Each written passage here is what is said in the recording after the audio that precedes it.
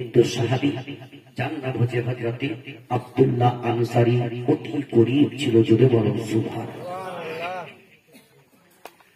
ওই আব্দুল্লাহ আনসারী নবী মুস্তাফার পিছনে নামাজ পড়ার জন্য অতি তাড়াতাড়ি ধরে চলে যেতেন। ফজরের নামাজটা নবী মুস্তাফার পিছনে পড়তেন, কিন্তু মুনাজাত দোয়াটা কোনোদিন করতেন না। আব্দুল্লাহ আনসারী ধরে আপন বাড়ির দিকে রওনা হয়ে যেতেন। কিন্তু হঠাৎ করে একজন সাহাবী বলে ইয়া রাসূলুল্লাহ, ইয়া হাবিবাল্লাহ, নবী গো, আমাদের সঙ্গী সাথী একজন যার নাম হলো আব্দুল্লাহ আনসারী, আপনার পিছনে নামাজটা পড়ে, তবে আপনার পিছনে দোয়া মুনাজাতটা করে না। সে আপন নামাজ শেষ করে সালাম ফিরে বাড়ির দিকে রওনা হয়ে যায়। দয়ার নবীজি আমার বললেন, তোমরা চুপ করে যাও, কথাবার্তা বলবে না। আমি নবী মুস্তাফা, আমি তার কাছে গিয়ে তারে জিজ্ঞাসা করব। বিশ্বের নবী আমার মসজিদে নববী থেকে বের হয়ে টুক টুক করে আব্দুল্লাহ আনসারী বাড়ির দরজাতে চলে গেলেন। দরজাতে যাওয়ার পরে নবী আমার সালাম জানালে, আসসালামু আলাইকুম, যেমনি সালামটা দিয়ে দিলেন, একবার নয়, দুইবার নয়, তিনবার সালাম দিলে তবু সালামের জবাবটা গেল না। দয়ার নবী মুস্তাফা আমার বললেন, কে আছো বাড়িতে, আওয়াজ দাও, কে আছো বলতে লাগলেন, তবু বাড়ির ভিতর থেকে আওয়াজ এলো না।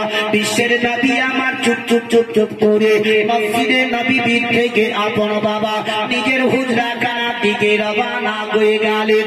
এখন আব্দুল্লাহ আনসারীর বিবি কাঁদতে কাঁদতে তার স্বামীকে বলতে লেগে গেল, ওগো আমার স্বামী, মাথার মনে নয়নের দ্বারা বিশ্বের নবী, কুল কায়নাতের নবী জনাবে মুহাম্মদ রাসূলুল্লাহ সাল্লাল্লাহু তাআলা আলাইহি ওয়াসাল্লাম আমাদের দরজাতে এসেছিলেন, তবু নবী আমার ওয়াফি চলে গেলেন। যদি নবী একবার নারাজ হয়ে যায়, তবে আল্লাহ নারাজ হয়ে যাবে। স্বামীকে বিশ্বের নবী এসেছিলেন, তবে আওয়াজ না পাওয়ার কারণে নবী চলে গেলেন, অতি তাড়াতাড়ি চলে যান। ওই সমাজে আব্দুল্লাহ আনসারী চট করে বাবা ঘর থেকে বেরিয়ে বিশ্বের নবীর দিকে রওনা হয়ে গেলেন। নবী আমার আগে আগে আর আব্দুল্লাহ আনসারী পিছনে পিছনে দৌড়ছেন। জোরে জোরে পাটা আওয়াজ করতে লাগলেন, যাতে নবীর কানের মধ্যে আওয়াজ চলে যায়। সাহাবী কিন্তু পিছন থেকে বলেন নাকি, ইয়া রাসূলুল্লাহ, দাঁড়িয়ে যান। আর আজকালকার আমরা মুসলমান, যদি কোনো একজন ব্যক্তিকে যদি দরকার হয়ে যায়, যদি আলিমের সঙ্গে কোনো মৌলবীর যোগ্যে যদি দরকার হয়ে যায়, তখন দেখবেন ওই ব্যক্তি বলবে, মৌলবী সাহেব দাঁড়িয়ে যাও, বলবে না জি, যদি কোন মৌলবী সাহেবের সঙ্গে দরকার হয়, মৌলবী আগে আগে যাচ্ছে, তো পিছনে বসে থেমে থামে যাবে। এটা আমাদের আদব কায়দা, আমরা তো শিখতেই পারি। আদব কায়দা মিলাকে শিখো, আগে আদব কায়দা মিলাকে জানবো, তবে না। কিন্তু আজকালকার কিছু কিছু মানুষকে শুনতে পাওয়া যায়, আমরা বিভিন্ন ঘুরে ঘুরে দেখি, যারা কোরআন পড়তে শিখেছে, ইমামের জায়গাতে দাঁড়িয়ে দাঁড়িয়ে যদি নামাজ পড়তে শিখে নিয়েছে, তো বছর মৌলবীর থেকে আমরা মেলা জেনেছি, বলে না? এমন এমন প্রসঙ্গে আছে বলে কখনো এরকম গর্বতা পাবে, এই আলেম থেকে আমরা খুব বেশি জেনে নিয়েছি। যেমন মা বোনরা দেখবেন বহুত মান্যত মানে না, মাজারে মসজিদে বহুত জায়গাতে, এই আপনি চাকাতে তাকান, কিন্তু আমার দিকে তাকান, আওয়াজ করবে না, চুপচাপ একদম মন দিয়ে শোনার চেষ্টা করবেন। যতটুকু বলবো মন দিয়ে বলবেন, মাথা জেহের করে যদি ধরতে পারে, তবে আপনি ইহকাল পরকালেও লাভবান হয়ে যাবে। একটা মেয়ে ছেলে মানুষ বুঝলেন, ওর ছেলেটা অসুস্থ হয়ে আছে, তো আল্লাহকে বলছে, আল্লাহ তুমি যদি আমার সন্তানটাকে তুমি ভালো করে দাও, তো তোমার মসজিদে আমি ঢোল বাজাবো। মানুষ হলো, হ্যাঁ, এই যে কোন মেয়ে ছেলে যে কোন কথা কি বলে তুমি নিজে জানি না, বলছে আল্লাহ যদি আমার বাচ্চাটাকে ভালো করে দাও, তোমার মসজিদে আমি ঢোল বাজাবো। তবে কোন জায়গাতে বলছে মেহরাবে, একদম নামাজ পড়া ইমাম সেই জায়গাতে মানত করার পর বলি তার বাচ্চাটা ভালো হয়ে যাবে। এমনকি ওই মেয়েটা ঢোল বাজাবে তো বাজাবে কি করে? তো মৌলভী সাহেব ইমাম সাহেবের কাছে গিয়ে বলছে, মৌলভী সাহেব আমি একটা কথা বলছিলাম। বলছে কি? বলে আমি একটা মান্যত মেনেছি, সে পুরো আপনাকে করতে হবে। যে কি পূর্ণ করবো? বলে আমি মান্যতটা করেছি মসজিদে ঢোল বাজাতে হবে। বলছে হ্যাঁ রে, তুই আমার চাকরিটা খাবি নাকি? মৌলভী সাহেব বলছে তুমি যে আমাকে ঢোল বাজাতে মসজিদে বলছো, তাহলে আমার চাকরিটাই মনে শেষ, আর থাকবে না। ঢোল বাজা চলবে মসজিদে ভাই? হ্যাঁ, যদি কেউ টিকিটে দরকার তুমি মসজিদে তুলে মারবে, বাড়িতে বাড়িতে গ্রাম থেকে তুলে। বলছে মৌলভী সাহেব যদি আপনি ঢোল বাজিয়ে দেন তো 500 টাকা দিব। তখনকার আজ 50 বছর আগেকার 500 টাকায় বহু কিনা ভাই? হ্যাঁ, একটু হুমা বলে বহুত কিনা বললাম। আর এখনকার 500 টাকা দাম আছে? একটা বাচ্চা ছেলের পকেটে 500 টাকা দেখতে পাবে। তাবু বলে কি পয়সাই তো নেই, কি আছে? কি দেখলো কি 500 টাকা পাবো? তবে মেয়েটিকে বলছে যাও তোমার মসজিদে আমি ঢোল বাজাবো। তবে কবে? বলছে জুম্মার দিন খুতবা দেওয়ার আগে ঢোল বাজাতে হবে মেহরাবে।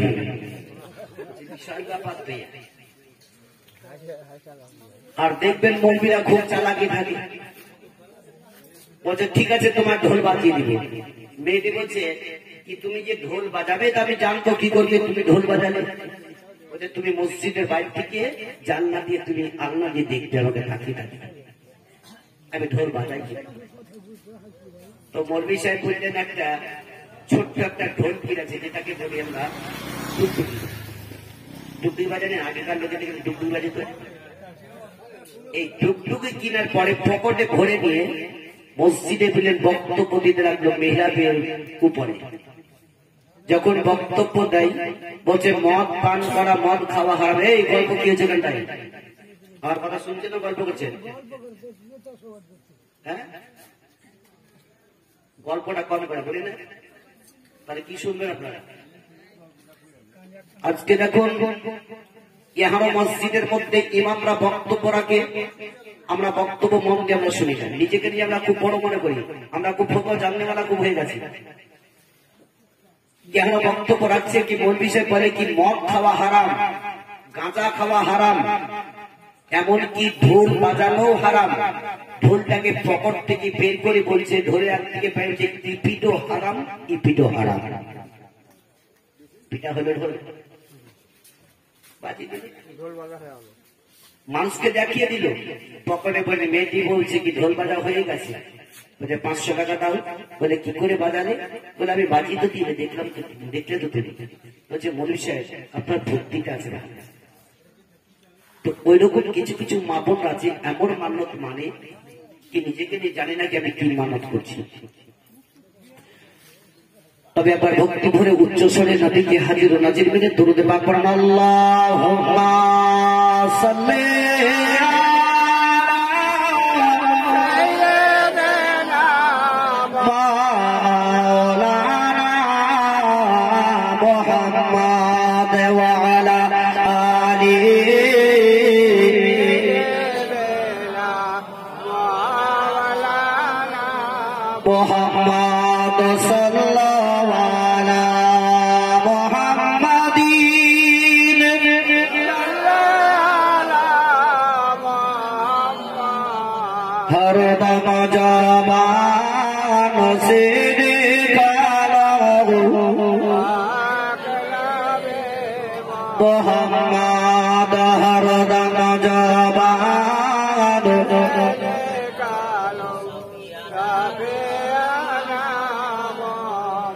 ইসলামের আলো জানায়া দিল রাসূল, জাগিয়া রইলেন সোনার মদিনায়।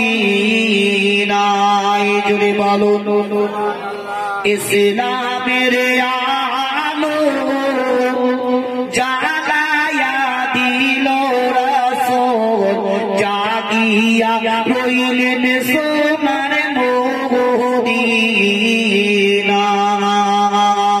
ওযু করিলাম ও গো নামাজ পড়িলাম রাসূল তোমার নাম ছাড়া কিছু পাইলাম না ইসলামের আলো জ্বালায়া দিল রাসূল ও জাগিয়া রইলেন সোনার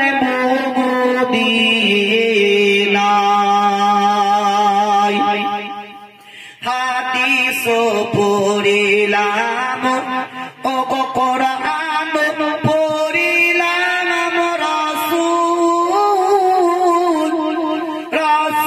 তোমার নাম ছাড়া কিছু পাইলাম না ইসলামের আলো ও জ্বালায়া দিল রাসূল ও জাগিয়া রইলেন সোনার মদিনায় জিকির করো লা ইলাহা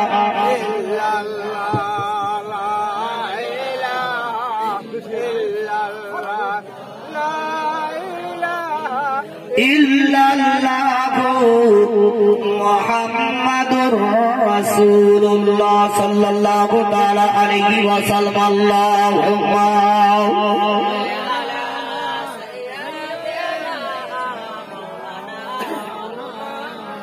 মুহাম্মাদ ওয়া আলা আলিহি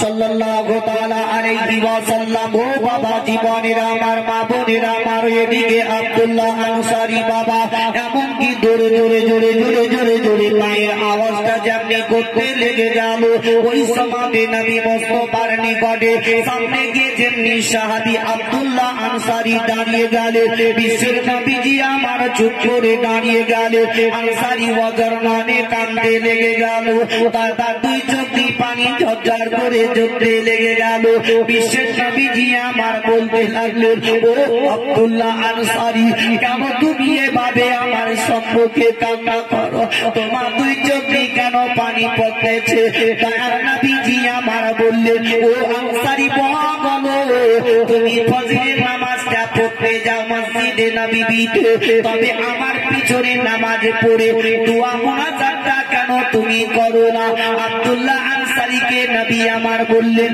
ও আব্দুল্লাহ আনসারী তবে আমার মুনাজাতটা কি তোমার পছন্দ হয় না আমার দোয়াটা কি তোমার ভালো লাগে না বলে তুমি অতি তাড়াতাড়ি সালাম ফিরিয়ে তুমি বাড়ির দিকে রওনা হয়ে যাও আব্দুল্লাহ আনসারী কাঁদতে লেগে গেল তার দুই চোখে পানি ঝরঝর করে ঝরতে লেগে গেল আনসারী বলতে লাগলো বলে ইয়া রাসূলুল্লাহ ইয়া হাবিবাল্লাহ নবী গো আপনি হচ্ছেন রহমাতুল লিল আলামিন আপনি হচ্ছেন নবী মুস্তাফা তবে আপনার মুনাজাতটা কেন আমি পছন্দ করব না আপনি হলেন রহমাতুল লিল আলামিন নবীদের নবী হচ্ছেন আপনি ইয়া রাসূলুল্লাহ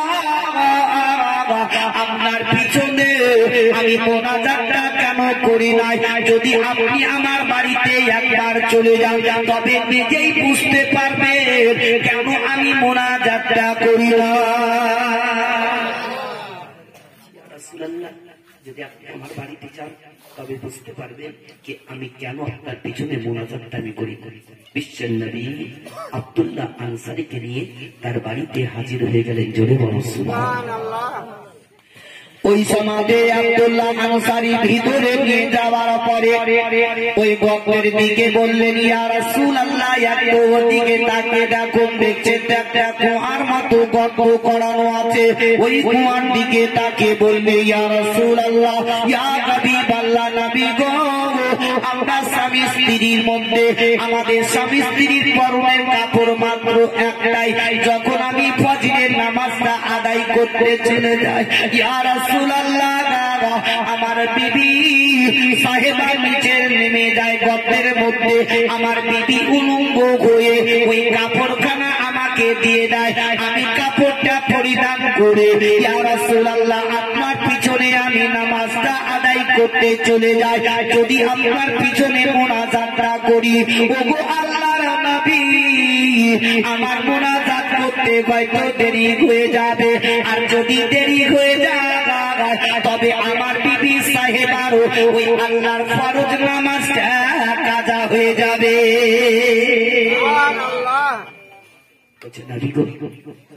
আমি এই জন্যই আপনার পিছনে মোনাজাতটা করি না, যদি করি দেরি হয়ে যাবে, আর দেরি যদি হয়ে যায় তো আমার বিবির নামাজটা হয়তো কাজা হয়ে যাবে, এই কারণে আমি চলে আসি। বলুন আল্লাহ আমাদেরকে এমনি গরিবে রেখেছে আছে তো ভাই, আল্লাহ আমাদেরকে এত নিয়ামত দিয়েছে, এত ধান বড় টাকা পয়সা দিয়েছে, তবু কিন্তু আল্লাহর শুকরিয়া আদায় করতে পারছি না। পারছি কি? একটু চিন্তা ভাবনা করে আখিরাতটাকে চিন্তা করে। আজ আমরা পৃথিবীতে এসে আমরা করছি না জীবন, আজকে মদ গাঁজা জুয়া আড্ডা পাশে আমরা বসে বসে সময়টা আমরা কাটিয়ে দিই। এগুলাকে না করি, যে সময়টা পাবে আমার যুবক যুবক ভাইদেরকে আমি বলবো কি ভাইরা আমার আর এখানে ওখানে গল্প গুজব না করে মসজিদে আল্লাহর ঘরে যান, আল্লাহর ইবাদত করো। আল্লাহ বলেছেন বান্দা ও আমার বান্দিরা, তোমরা যদি কোনো দোয়া কিছু যদি না জানো, কমসে কম নামাজের অবস্থায় দাঁড়িয়ে রুকুতে সাজদাতে যদি আল্লাহ বলে আমাকে ডাকো, আমি আল্লাহ তোমার সেটাই আমি কবুল করে দেব। যেটুকুনি জানবে চেষ্টা করো। হিংসা করো শিক্ষার দিক দিয়ে, হিংসা করো না টাকা পয়সা জমি জায়গা আছে টাকা পয়সা আছে এর আমি হিংসা করবো তা নয়। হিংসা করো কি এই ব্যক্তি নামাজ পড়তে পারছে তো আমি কেন পারবো না, কি ভাই এই লোকটা কোরআন পড়তে পারছে আমি কেন পারবো না, এরকম হিংসা করো। ওই সমাজে আব্দুল্লাহ আনসারীকে বিশ্বের নবী কুল কায়নাতের নবী জনাবে মুহাম্মদ রাসূলুল্লাহ সাল্লাল্লাহু তাআলা আলাইহি ওয়াসাল্লাম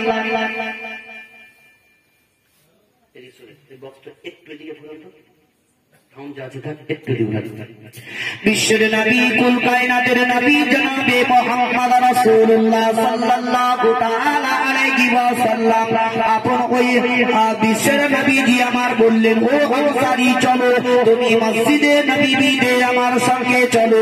মসজিদে নববীর দিকে যেমনি নিয়ে চলতে আরম্ভ করলেন, রাস্তায় চলতে চলতে চলতে চলতে চলতে দেখছে তো একটা খেজুর গাছের তলায় ছোট্ট ছোট্ট দুটো বাচ্চা বাঁধা পড়ে আছে। তারা অপরে টাকা দেখি করে বাচ্চা দুটো বাজার মানে কান্না করতেছে, তাদের দুই চোখের পানি ঝরঝর করে ঝরে যায়। বিশ্বের নবী আমার চুপ করে ওই জায়গাতে দাঁড়িয়ে গেলেন। আব্দুল্লাহ আনসারী বাবা নবীর পিছনে দাঁড়িয়ে দাঁড়িয়ে ওই বাচ্চার দিকে তাকিয়ে তাকিয়ে দেখতে আছে। আনসারী দুই চোখের পানি ঝরঝর করে ঝরে যায়, নবীর সামনে কোনো কথা বলতে পারে না। দয়ার নবীজি আমার ওই আনসারীকে সঙ্গে করে নিয়ে গাছের তলাতে যেমনি চলে গেলেন। বাচ্চা দুটা বাবা তারা বজম্বনে কান্না করতেছিল। বিশ্বের নবীজি আমার বললেন, ও বাচ্চারা বলো তোমাদের বাড়িটা কোন জায়গায়, বলো তোমার বাপের নাম কি, বলো কেন এই গাছের তলাতে খেজুর গাছের তলায় দড়িতে তোমরা বাঁধা পড়ে আছো। বাচ্চা দুটা কেঁদে কেঁদে বলে, ইয়া রাসূলুল্লাহ ইয়া হাবিবাল্লাহ নবী গো আপনিও আপনি চলে যান চলে যান, আপনি আমাদেরকে জিজ্ঞাসা করবেন না আমরা গাছের তলাতে কেন বাঁধা পড়ে রয়ে আছি। নবী মুস্তাফা বললেন, আমি রাহমাতুল লিল আলামিন,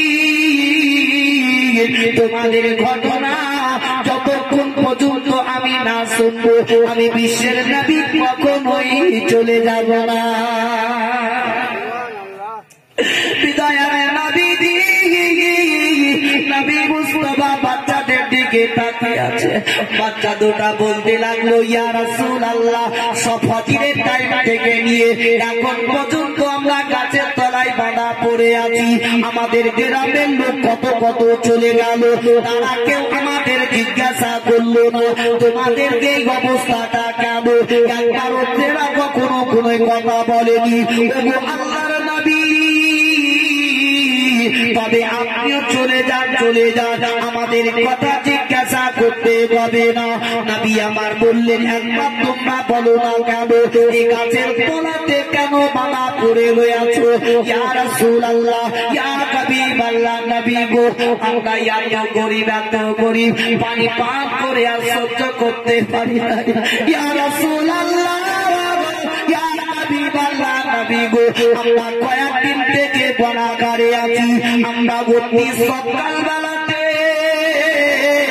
খিদের জ্বালার সহ্য না করতে পেরে আমরা দুই ভাইয়ে রাস্তা ধরে চলতে লাগলাম এই খেজুর গাছের তলাতে যেমনি চলে আসলাম বলে ইয়া রাসূলুল্লাহ ওই পাখি খাওয়া খেজুর গুলা জমিনের মধ্যে পড়েছিল আমরা খিদার জ্বালায় সহ্য না করতে পেরে ওই পাখি খাওয়া খেজুর গুলা একটা একটা করে দিয়ে আমরা মুখের মধ্যে যেমনি দিব যেমনি খেতে গেছি ইয়া রাসূলুল্লাহ এই গাছের মালিক আমাদেরকে দেখে দিল তখন থেকে নিয়ে এখন পর্যন্ত গাছের তলায় বেঁধে রেখেছে ওগো নবী ইয়া রাসূলুল্লাহ আমাদের গ্রামের লোক কেউ জিজ্ঞাসা করলো না তোমাদের এই কষ্টটা কেমন ইয়া রাসূলুল্লাহ আমার বাপ এমন কেউ নয় আপনার পিছনে যে ব্যক্তি দাঁড়িয়ে আছে ইনি হচ্ছেন আমার আব্বা ইয়া রাসূলুল্লাহ নবী চোখ বন্ধ করে নবী দুই চোখ দিয়ে পানি পড়ে গেল জোরে বলো সুবহানাল্লাহ তাহলে বলো বাচ্চারা কাঁদছে দড়িতে বাঁধা আছে নবীর পিছনে দাঁড়িয়েছে সাহাবী আব্দুল্লাহ আনসারী তবু বলেন নাকি নবী গো এই বাচ্চা দুটো আমার আর আমরা যদি হতাম কি বলতাম বলো গাছ আমাকে পিটিয়ে পেটে শেষ করে দয়ার নবী মুস্তাফা আমার ওই সমাজে আর কোনো কথা বললেন না আব্দুল্লাহ আনসারীকে সঙ্গে করে নিয়ে মসজিদে নববীর মধ্যে চলে গেলেন দয়ার নবী মুস্তাফা আমার চুপ করে বসে গেলেন হযরতে উমরে ফারুক নবীর কাছে চলে আসলেন বলে ইয়া রাসূলুল্লাহ ইয়া হাবিবাল্লাহ নবী গো আপনাকে কে এমন কোন কথা বলেছে কি বলো আমি উমর যতক্ষণ পর্যন্ত ওই ব্যক্তির গঠনটা না নিব আমি উমর এক ঘট পানি পর্যন্ত পান করব না নবী বলছেন উমর কেউ আমার কোনো কথা বলেনি তবে আমার মনের দুঃখ তুমি পারবে না দূর করতে যদি পারি একমাত্র হযরতে উসমান গনি জোরে বলেন সুবহানাল্লাহ ওই ওসমান গনিকে ডাকানো হয়ে গেল উসমান গনি ছিলেন বাবা মদিনার সব থেকে মালদার টাকা পয়সা वाला ধনী ছিল ওই সময়তে উসমান বাবা যেমনি নবীর কাছে চলে আসেন বলে ইয়া রাসূলুল্লাহ ইয়া হাবিবাল্লাহ নবী গো আপনি কি বলবেন বলো না কেন আপনার মনটা কেন এত গমগম হয়ে আছে আপনি কেন চুনমুনো হয়ে আছে ইয়া রাসূলুল্লাহ বলো না কেন আপনার আপনি প্রকাশ করে বলে নবী আমার বললেন ও মুসলমান তুমি যদি আমার মনে দুঃখ দূর করতে পারো তবে একমাত্র উসমান তুমি পারবে বলে উসমান দেখো দেখো একটু আগে হেঁটে হেঁটে চলে যাও দেখো খেজুর গাছের তলাতে দুইটা বাচ্চা বাঁধা পড়ে আছে ওই গাছটা যদি ক্রয় করে দিতে পারো আমি নবী মুস্তাফা আমি বড় খুশি হয়ে যাব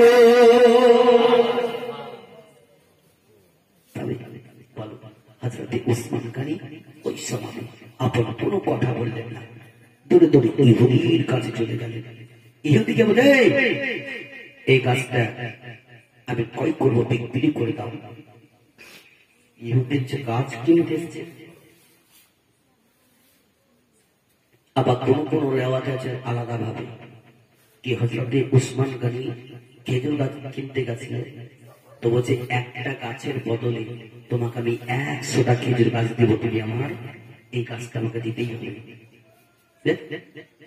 কিন্তু হযরতে উসমান গনি বললেন কি গাছটার দাম কত বলো ইহুদি নাসারা বাবা ওই গাছটার দাম মাত্র 10 থেকে 20 টাকা হতে পারে 10 থেকে 20 দিনার হতে পারে তবে ওই সমাজে উসমানের দিকে তাকিয়ে ইহুদি বলল 100 দিরহাম দিয়ে গাছটা বিক্রি করব যদি নিতে পারো তো নিয়ে নাও হযরতে উসমান গনি দ্বিতীয় কোনো কথাবার্তা বললেন না সঙ্গে সঙ্গে 100 দিরহাম দেওয়া হয়ে গেল গাছটা ক্রয় করে নিয়ে নিয়ে এমনকি ইহুদি বলতে লাগলো বলে উসমান বলো বলো তুমি যায় এক কথাতে তুমি গাছটা ক্রয় করে নিবে, দ্বিতীয় কোনো কথাবার্তা বললেন না কেন?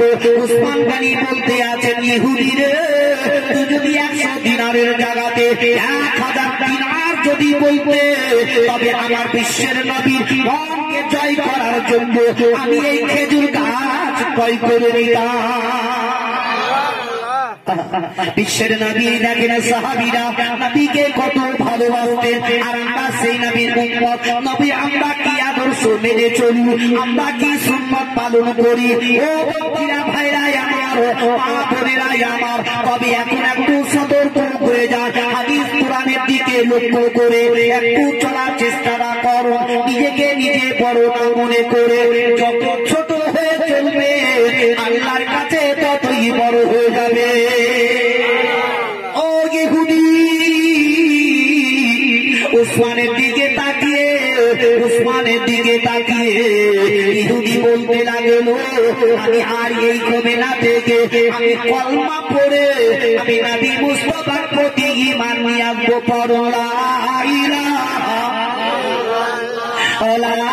ইল্লাল্লাহ, পড়ো লা ইলাহা ইল্লাল্লাহ মুহাম্মাদুর রাসূলুল্লাহ সাল্লাল্লাহু তাআলা আলাইহি ওয়াসাল্লাম। আজ আমি নারী আল্লাহি আল্লাহ, আজ আমি নারী আল্লাহি আল্লাহ, আজ মিলাদে রাসূল বলো আল্লাহি আল্লাহ, পড়ো লা ইলাহা ইল্লাল্লাহ, লা ইলাহা ইল্লাল্লাহ মুহাম্মাদুর রাসূলুল্লাহ। আল্লাহুম্মা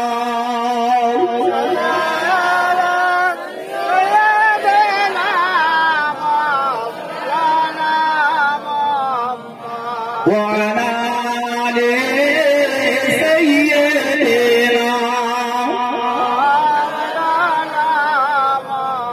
সাল্লাল্লাহু তাআলা আলাইহি ওয়াসাল্লাম। ও বাবা জীবনের আমার, মা বোনের আমার, ভাইরা আমার, ওই সমাজে বিশ্বের নবী, কুল কায়নাতের নবী জনাবে মুহাম্মদ রাসূলুল্লাহ সাল্লাল্লাহু তাআলা আলাইহি ওয়াসাল্লাম আপন আব্দুল্লাহ আনসারীকে নিয়ে বসে আছে। উসমান গনি বললেন, ইয়া রাসূলুল্লাহ, ওই গাছটা আমি ক্রয় করে নিয়েছি।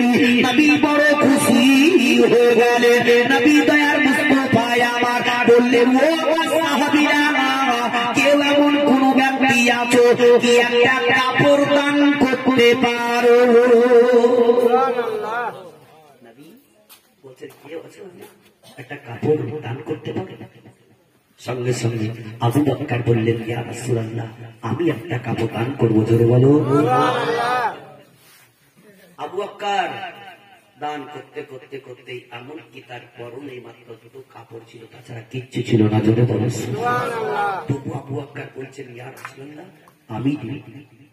নবী বলছেন, আবু বকর, তোমার দুটো তো কাপড়, একটা পরে আছে, একটা শরীরের মধ্যে আছে, তাহলে দিতে থাকো। বলছে, ইয়া রাসূলুল্লাহ, আমার শরীরের কাপড়টা আমি তাকে দিয়ে দিব, আর যেটা আমি পরিধান করিয়াছি ওই কাপড় একটু বড় আছে, তাকে কেটে আমি শরীরের মধ্যে ঢাকাই দিব। জোরে বলো সুবহানাল্লাহ। তবে বলো, আজ যদি আমরা মসজিদে চাঁদাকে যাই, অভাব তো যাই না, লকডাউন তো শেষ হয় দেখি ভাই, হ্যাঁ, আর এগুলো না করে ভাই কিছু হাদিস কোরআনকে মেনে চলার চেষ্টাটা করুন। যদি আপনি মেনে চলতে পারেন, ইহকাল পরকালে লাভবান হয়ে যাবেন। আল্লাহ রাব্বুল আলামিন যাতে প্রত্যেকটা মুসলমানকে সঠিক পথে নিয়ে যাওয়ার তৌফিক এনায়েত করুন। যারা সকলে বলুন আমিন, সুম্মা আমিন।